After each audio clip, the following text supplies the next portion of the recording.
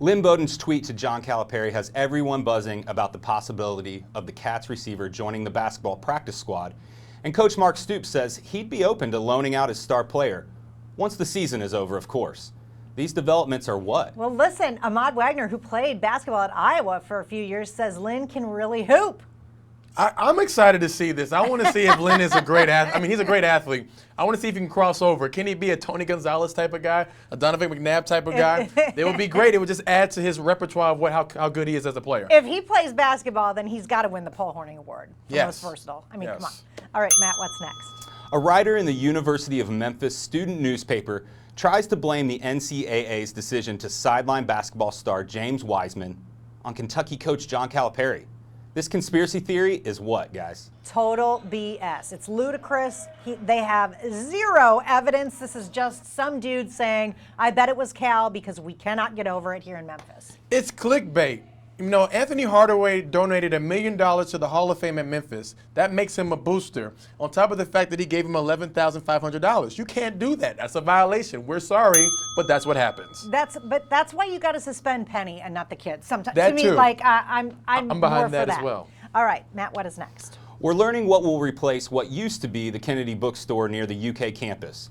The project, featuring 900 new parking spaces, a food hall with local eateries, craft beer, and coffee, along with UK's eSports hub, is set to open next fall. This news is what? That's pretty cool. I mean, it looks like it's, you know, the 900 parking spots, that people definitely want that. No, I mean, I think it's perfect. You know, I really like, as a U of L guy, that Louisville's a big commuter school. To see what UK's done with keeping people around campus is truly amazing. And I'm a little bit jealous of it, to be honest with you. It kind of makes me a little bit jealous. The esports thing is pretty cool, Yes. I will say. All right, Matt, what's next? Leaders at WKU say they're not worried about a 6% drop in enrollment this year, saying it shouldn't affect the university's budget going forward. Mary Jo and Parent, this statement is what? Well, it may be true, but it does surprise me when UK's freshman enrollment is the highest it's ever been by about 5,000 students. And I think other schools across the state are seeing jumps in their enrollment, so I'm wondering why Western is not. You know, it's almost like the bump in the road. It's not UK, it's not U of L, and it's not Vanderbilt. However, you know, you can sit there and say it's not a big deal, but there's always concerning numbers when you're losing any type of revenue to anything, in university or a business. Yep. All right, Matt, what's next? A new report shows that many student loan borrowers show early signs of financial distress when it comes to repayment. In Kentucky, defaults are especially concentrated among low-balance borrowers. These statistics are what?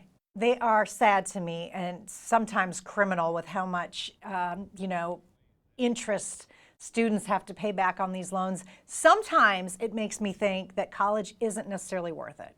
You know, I think they always push you toward getting an education and going further down the line. However, you know, it's so expensive, so it's almost like you're damned if you do and you're damned if you don't. So hopefully they can find a way to fix this because the interest rates are killing people and they never get out of debt. Yep. All right. Matt, what's next? And finally, 2019 has been a rough year for Kentucky farmers.